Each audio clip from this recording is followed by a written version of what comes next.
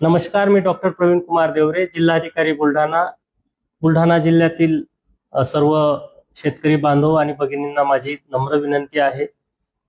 बुलढाणा जिल्ह्यामध्ये जिल्हाधिकारी कार्यालयामार्फत जेवढे पेट्रोल पंप आहेत त्या सर्व पेट्रोल पंप धारकांच्या आणि कंपनी पुरवठा करणाऱ्या कंपन्यांच्या आम्ही संपर्कात आहोत. आपल्या जिल्ह्यामध्ये मोठ्या प्रमाणामध्ये जेवढे आवश्यक आहे तेवढं पेट्रोल आणि डिझेल अवेलेबल आहे. कालच आम्ही माननीय पालकमंत्री महोदयांच्या मार्गदर्शनाखाली एक प्रेस नोट इश्यू केली होती.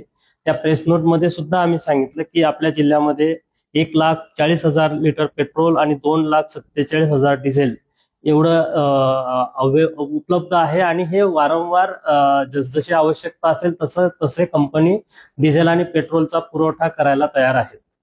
आता ज्या पेट्रोल पंपावर शेतकरी बांधवांनी गर्दी केलेली आहे किंवा ज्या पेट्रोल पंपावर डिझेल पेट्रोल संपलेलं आहे त्या ठिकाणी तातडीने पेट्रोल आणि डिझेल उपलब्ध करून देण्याची आम्ही दक्षता घेत आहोत.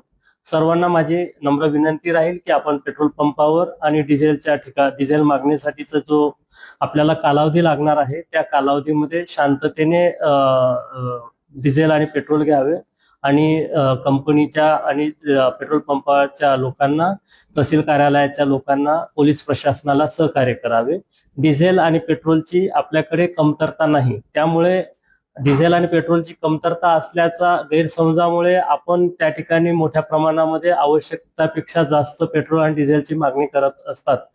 त्यावेळेला थोडीसं बाचाबाची होते किंवा आपली नाराजी होते, हे मी समजू शकतो. परंतु ही मी खात्री देतो की आपल्या जिल्ह्यामध्ये डिझेल आणि पेट्रोलचा पुरवठा कमी होणार नाही. आपण कृपया या बाबतीमध्ये निश्चिंत राहावे आणि प्रशासनाला सहकार्य करावे.